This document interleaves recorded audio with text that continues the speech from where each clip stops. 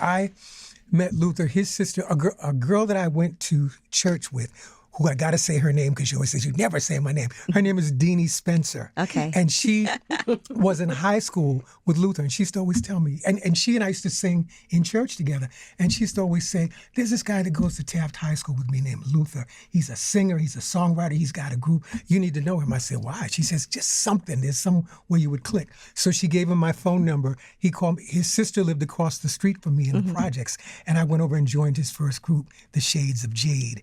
A young... And it's funny.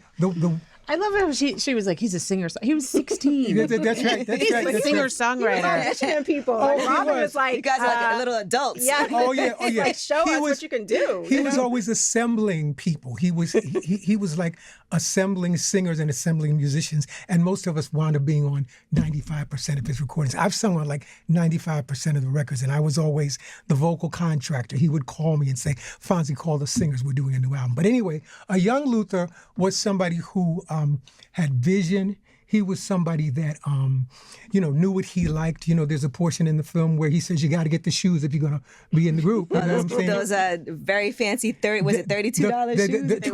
$23. My mother ain't giving me no $23 to buy no shoes to be in no group, and that's what it was. But he was a brilliant person. He was the first vocal arranger and songwriter that I'd ever met.